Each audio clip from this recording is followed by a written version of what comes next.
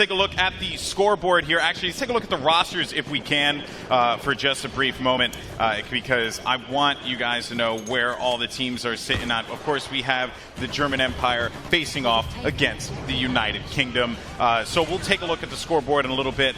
But in the meantime, though, let's talk about this gameplay. And here also, by the way, is the spectator mode, what you guys are used to if you had played Battlefield 4, if you played Battlefield Hardline, and, of course, our great guys in the back getting all the awesome camera shots. Yeah, they're making sure that we're seeing the best of the action today, and that's a really important part for everyone out there watching, is that you get to see some proper gameplay now. Like you were saying, we've seen the trailers, but it's now time to see something, you know, fully fledged, in the flesh, Battlefield 1. And here we go, folks. So we have some tank gameplay here. And XMaster working with his teammates. This is the Mark IV tank, I believe. He's blowing up the map, making sure he knows what's going on. There we go, smash through the wall. It's not like it's even there. Yeah, no, the tank is absolutely brutal. So now XMaster is going to be inside of the tank, working with Mitz here to clear this spot, and now moving over to, I believe this is going to be Stone Mountain's POV. Yeah, I believe so. Oh, he's got one of the classic weapons out there, using the sniper rifle. One of my favorite weapons to use on the battlefield. Okay, so now just to kind of give everyone an update as to what it is that we're going to be playing. It will be Conquest, what you know, what you love from Battlefield.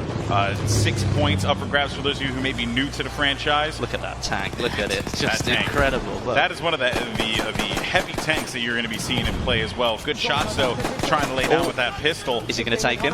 Grenade going out. You can see the bolt action shots too, and also some of the variants that you're going to see a unique. Oh, gets him right in front, but that's going to be an assist. Fantastic.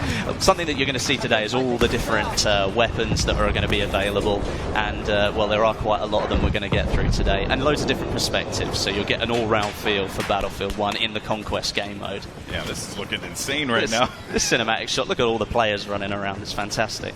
Good stuff indeed. So continuing to move forward, trying to go for that cheeky no-scope. Not going to find that one.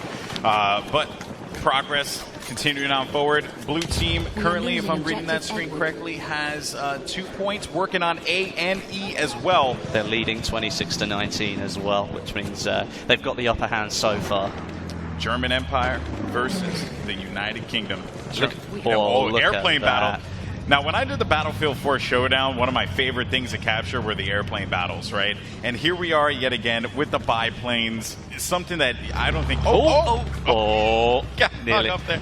That would have been bad, man. That would have been bad. That would not have been good. And you can see, actually, that... Oh, no, don't go to the ground. Okay, well, He's out of there. Just taking a quick pit stop, that's all. Yeah, you know, just look at the scenery, though. Emergency landing. Everything going on around you. There's tanks on the ground, all the airplanes up in the sky. Now we have 24-36, and Monastery currently being capped here. Let's see what XMaster can do. Working with Major Nelson as well, and Richard Sherman, as well as one cheesy Mopo. Great name. Using the SMG. Oh, wait.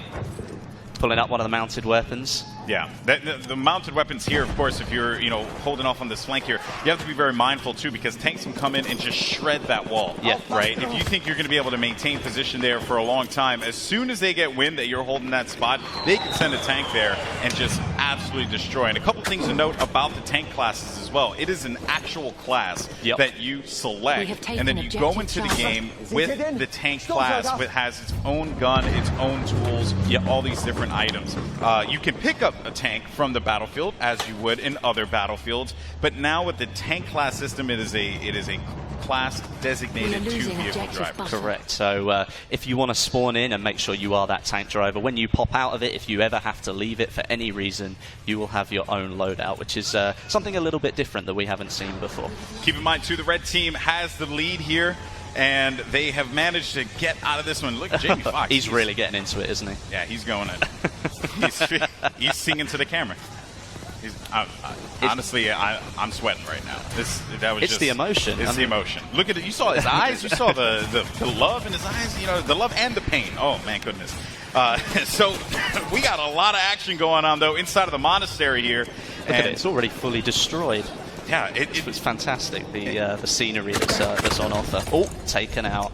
Nice stuff. So Celatrix's going to get that kill, or that drop there. Let's see what we have as we potentially switch perspectives. And you saw right there, as a matter of fact, too, that was the way that you spawn in. Yeah, I was hoping that we could have actually caught that view for a brief moment, because it is so cool how you spawn into the game. So in previous Battlefield titles, you had a 2D map that just showed you where everything was going on in the battlefield, right? Yep, correct. This time around, though, that map that was once 2D, that is the actual game itself. Like the match that is taking place, all the players move, you can see the explosions happening throughout the battlefield. It's all there. And then when you spawn in, you actually swoop into it. Good stop there. And again, trying to see what is that? It's going to be Doom 49. Yeah. So it will be Doom 49. Oh, can he take him?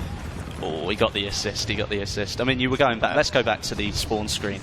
It gives you a feeling like where you're zooming in, you're a lot more aware of what's going on around you, because you can see the explosion, you can see that player moving. If an enemy's spotted up, then it gives you the chance to maybe switch where you might want to spawn, so you don't die as soon as you jump in.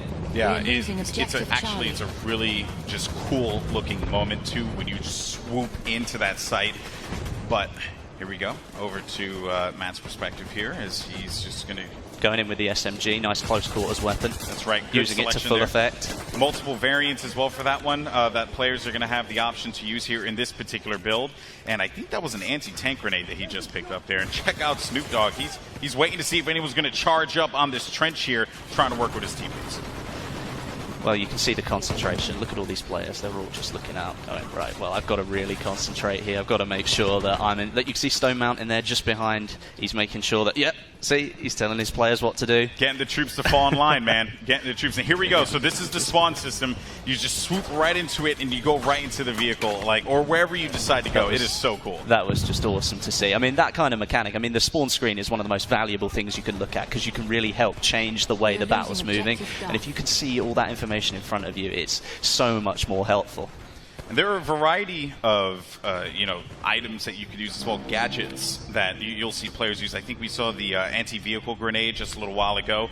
Back over to the spawn again, and moving in with Major Nelson here. Yep, Major Nelson. See what he can do. Leading the troops. Actually, I believe this is Rival X. I think this is X Factor. You think it's X Factor? No offense to Larry. Love Larry to death. Good friend of mine. I just haven't seen Larry move like this in quite a while. So I don't know. That's Major Nelson. But here comes the airship, Westy. This is the special bit. So what you've got is an extremely powerful piece of weaponry right here. Is it the British Army have got this one right now? Yeah, so because of that, the way it works essentially is that you want to look at it as when the team is down, it's that last-ditch opportunity, that last effort to be able to get back into the game. And the airship, if used properly, can cause a lot of damage. It is an incredible piece of weaponry, a behemoth, if you will. I mean, obviously, though, it's a huge target. As we can see, it's getting shot already.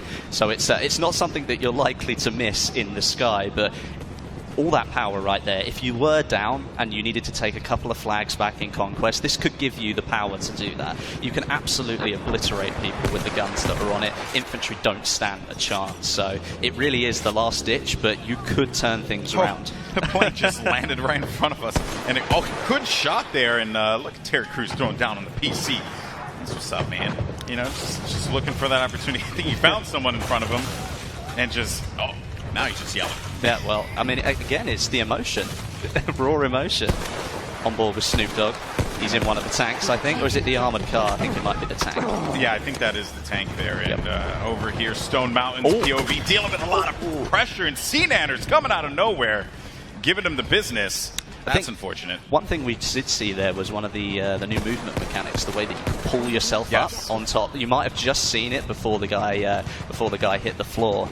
You can now pull yourself up onto cover that's a lot higher than you, so you can use the cover to your advantage, or you can drop down behind it, but then you can spring out in surprise as well. So there are different kinds of movement mechanics in the game that are new. As you had mentioned before, the high vault, as it's called. Yep. You know, in other Battlefield games, there may have been like a gate or like, you know, stone fencing or something like that that you couldn't quite get over. Now you can. It's just all one fluid motion. Look at the tank just running through everyone here. I don't even know who's in that tank, but he is looking to cause some damage. Yeah. And here's a couple of interesting notes about the tank too. So you can actually target damage tanks this time around, right? Correct. So if I want to eliminate the treads, I can eliminate the treads. I can do the best I can to... Whoa, okay. That was interesting. But yeah, like you say, the damage is individual to certain parts, but it's not just these tanks that we've got here. There are different types of tanks in Battlefield 1. So you've got light tanks, medium tanks, and heavy tanks. Obviously, the name will tell you a little bit about what they do, but a light tank can only hold one player, so you could be very effective on your own. But if you want to sit down with some of your squad mates, you can move into a medium tank. That's got 3 seats in it. And if you really want to take your full squad in a tank and you want to go bowling around the battlefield and just causing absolute havoc, then you can use one of the heavy tanks that's got 5 seats in it. Yeah, and another thing to note as well about, you know, just the tanks in general, they are tied to those specific classes, right? They contain a variety of weapons depending on the situation, but most importantly though, they contain a repair hammer, right? Which you can use to actually give yourself that, you know, to keep you alive and keep the tank going.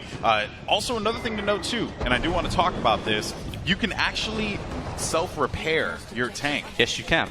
So you can stay in the tank, but there's a trade-off, right? Like all things, there's a trade-off. You actually cannot get out of the tank. You can't move, you can't fire, you can't do anything. You're kind of a sitting duck. So while you can't repair, you can't do a lot of things. And by the way, he's parachuting out. Oh, this is it. This is what we were waiting for. Just raining destruction on his opponent here. Finds one in front of him. He's just going to land on this building. Here we go. Is he going to make it? Nice. Good stuff there. Takes him down. No, but that's one thing about the airship. If you do spawn in, you happen to be in one of the weapons, you want to get back into the action. Maybe you want to get a little bit closer to the enemy. You think you can do some damage. Well, you can just jump out, parachute down, and get straight back into the battle. And another thing, you see that bayonet there, right? The bayonet, if you're sprinting and then you hit a specific button, you can actually go a little bit faster. Not only is it a good escape mechanic, potentially, if you're in a bit of a sticky situation, but if you just charge right into someone, you're going to take them out. And here we go, folks. The airship has been destroyed, and it is going to drop another incredible factoid about this airship, guys. It doesn't matter where it, like, there's no, like, pre-programmed, like, this is where this is going to fall. No, it falls anywhere. All those buildings down there are going to be destroyed. Just watch this. Oh, it's my incredible. Goodness. This is crazy. No, why would you go there? That is insane. Not just that, but once it's hit the ground, its carcass stays there as well. So you have to battle it out, moving through all of this like metal that's just crashed into the ground. It's a ruin at that point. Obviously, we saw a little bit of first person, a little bit of third person there. The first time I saw that, when I got to play this game, everybody just stood still and watched it. It was absolutely incredible to watch. Awesome stuff. And there you can see the remnants of what was there past the airship. It looks fantastic, doesn't it? And it also just creates a whole new, you know, gameplay element too, right? Because now you got to bob and weave through this metal. Yeah, I mean, like, you could have like taken cover behind some of those buildings. That's not gonna be the case anymore. Plus, let's say that it does land on all those buildings. You've got that close quarters environment. Well, now you get to see players that are a little bit further away, so it changes up the game a little bit. Here we go, XMaster Gaming. Nice view of the town here, actually. This is a nice shot. So you can see all of these buildings here, I believe, can be destroyed. And there's Captain Sparkles in the tank there, getting a little reckless. Finds one in front of him there. That's going to be a good pickup. Looking for a second kill as well. He's going to get the second pick. Good job indeed from XMaster Gaming. Every time we've gone on a perspective with him, he has been a beast, just doing the dirty work, man. I expect nothing less from XMaster. If you've ever played with him or you've ever had the opportunity to see him play, he is just an extremely good Battlefield player. Oh, but just as we say that. Oh, well, it's the curse of the commentator, isn't it? it's your fault. And there you have it, folks. Congratulations. It was awesome.